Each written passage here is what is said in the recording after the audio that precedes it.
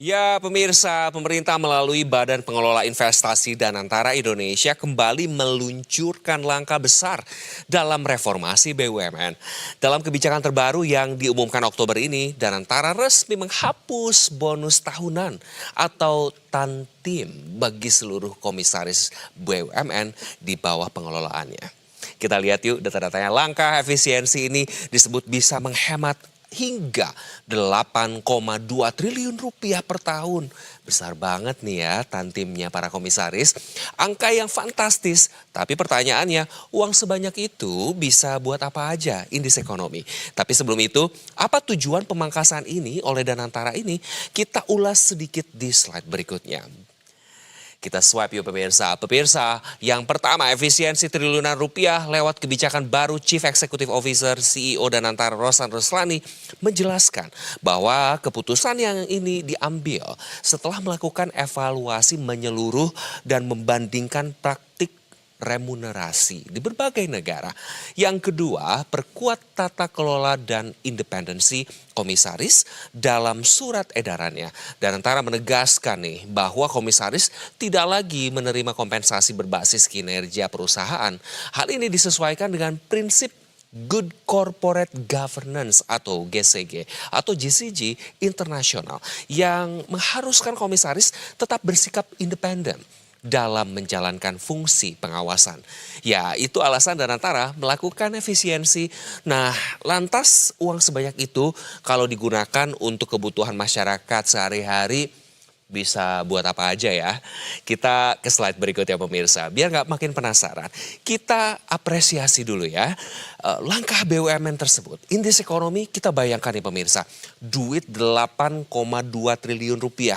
Kalau dibagi untuk pekerja bergaji UMR dengan asumsi UMR DKI Jakarta tahun 2025 sekitar 5,3 juta rupiah per bulan. Berarti setahun sekitar 63,6 juta per orang. Wah, kalau 8,2 triliun rupiah dipakai buat menggaji pekerja dengan UMR selama setahun penuh, maka uang efisiensi itu cukup untuk menggaji 129.000 orang selama 1 tahun penuh. Jumlah yang bisa menutupi kebutuhan hidup satu kota ya.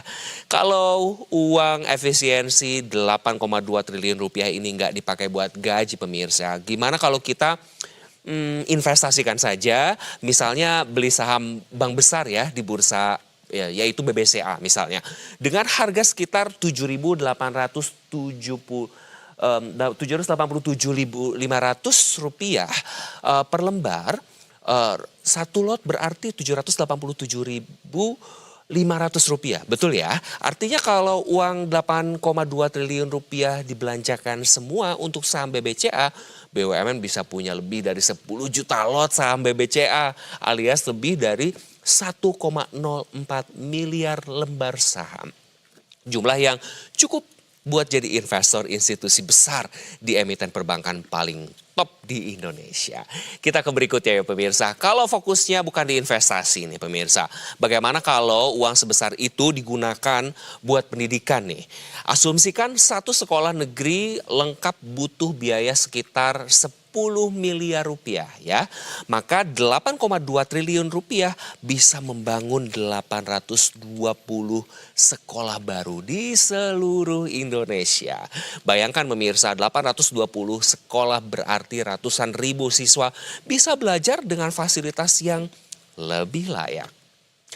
Nah, jadi pemirsa, 8,2 triliun rupiah bukan cuma angka di atas kertas. Kalau efisiensi BUMN benar-benar dijalankan, dampaknya bisa nyata dari menggaji pekerja hingga membangun sekolah. Dalam ekonomi yang lagi serba ketat, efisiensi menjadi syarat. Bagaimana ya uang negara bisa bermanfaat agar tak cuma sekedar lewat.